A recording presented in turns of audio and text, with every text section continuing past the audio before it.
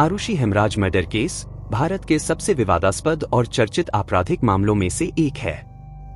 इस मामले ने 2008 में पूरे देश का ध्यान आकर्षित किया।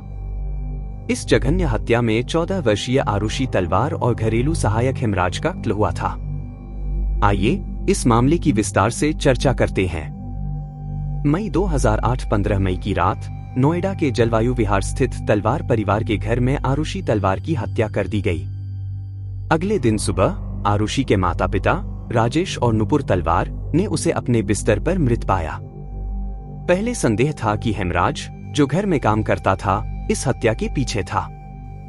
लेकिन 17 मई को हेमराज का शव भी छत पर मिला। इसने मामले को और उलझा दिया।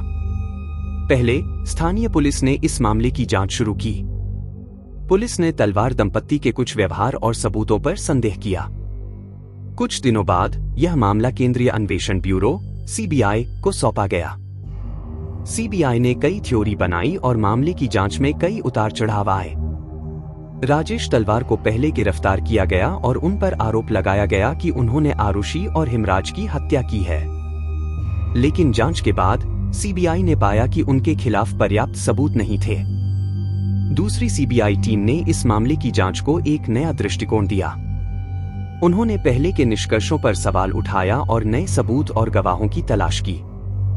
इसके बाद उन्होंने एक नई थ्योरी प्रस्तुत की जिसमें बताया गया कि राजेश और नुपुर तलवार ही इस हत्या के पीछे थे।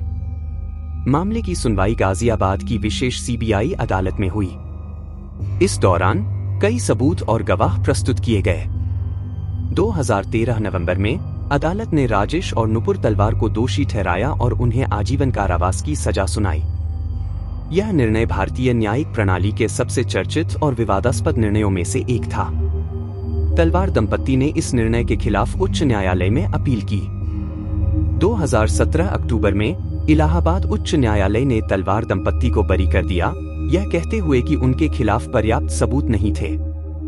इस मामले में मीडिया की भूमिका भी महत्वपूर्ण रही।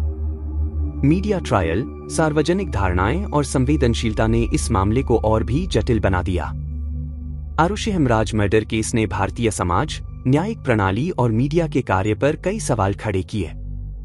इस मामले ने यह दिखाया कि कैसे एक जघन्य अपराध, जांच की जटिलता और न्यायिक प्रक्रिया के विभिन्न पहलू मिलकर एक लंबे समय तक चर्चा में रहने वाले मामले का निर्माण करते हैं।